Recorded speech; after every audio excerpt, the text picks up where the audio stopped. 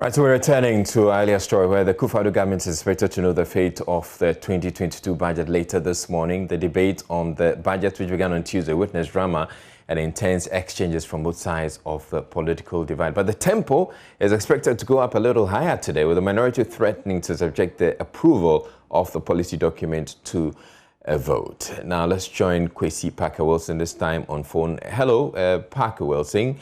So what exactly have the minority and majority leaders been saying ahead of today's decision or vote on the budget? The many Ghanaians are waiting for to see whether indeed the minority will marshal forces to reject the 2022 budget by the government, or let's say the Akufo-Addo administration. Now, last night, just before Parliament adjourned for sitting this morning, the minority leader himself, Haruna Idris, served notice to the Speaker that today he would push for a vote on the budget, and this is something that the minority has decided.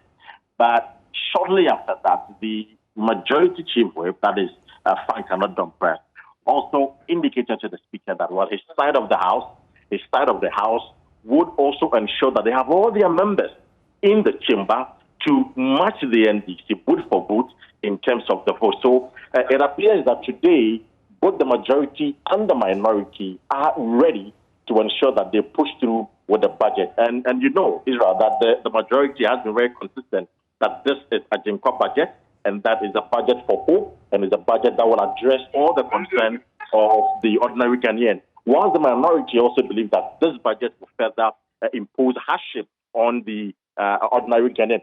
John Jinapor is there with me. He's the ranking on the Energy and Mines Committee. And I should say that the minority just came out for a caucus meeting. And the meeting, I don't know what happened there, but we do understand that this meeting essentially is to take a decision, a firm decision on the budget today. John, thank you very much for your time. Quickly, today, what should we expect from the minority? No, certainly, the leadership will be closing their debate. So we expect the minority leader and the majority leader to give their closing session as far as the budget is concerned. After which we expect the Speaker to put the question, right, whether we approve or reject of the budget or policy statements. And like I said, we'll just finish our caucus meeting. Right. Do you know what happened in the caucus meeting? We had a very fruitful discussion. The decision was to what? The decision is to stand with the people of Ghana and save the people of Ghana and ensure that the people of Ghana are not impoverished, they do not suffer, and they do not see an exacerbation of their already precarious situation. And so, after the minority leaders' concluding remarks, I'm sure that they will sum up our position during the debate. Thank you. I see. So, Israel, that's the position from the minority. It's clear. They have re-emphasized the point that today we will subject the budget to a vote. And so, that is what we should expect. More tempo, more drama, more excitement in the chamber. And we promise our viewers that we're going to bring them blow-to-blow account of everything that happens within the chamber today.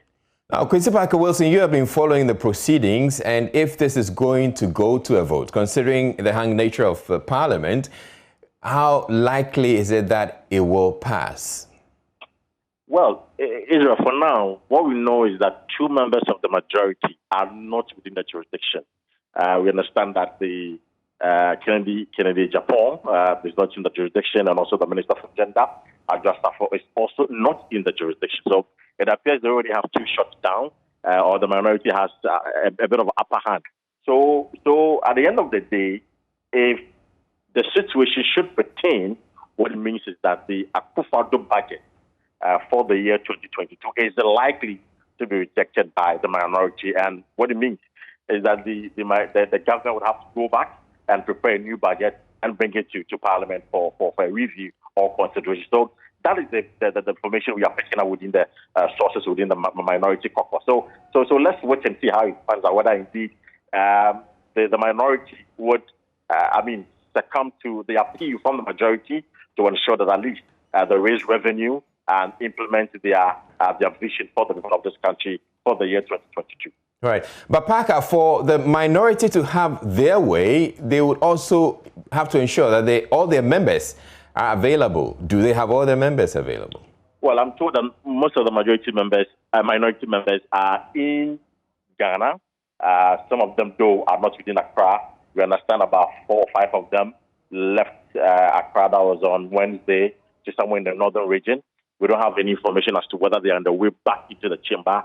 But what we know is that the minority has whipped in line all their members. They've asked all of them to return to the chamber today because today is the big day for the minority. So it's expected that we would have the full house from the minority side of the house, 137 members of the NDC in the chamber today. That is the expectation, unless something really happens. But until then, we know that 137 NDC MPs will be in the chamber. And I should say that as I speak to you, I only see NDC MPs within the chamber.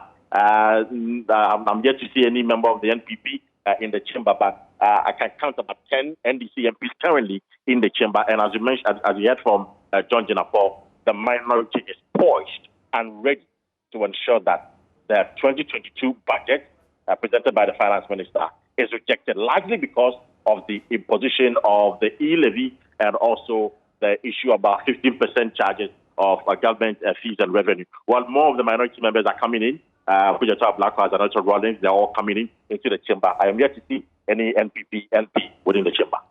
All right, thank you very much, Kwesi Parker-Wilson. It is looking quite like the showdown that we saw during the vote for Speaker. And we will be bringing you all the proceedings live here on the Joy News channel. So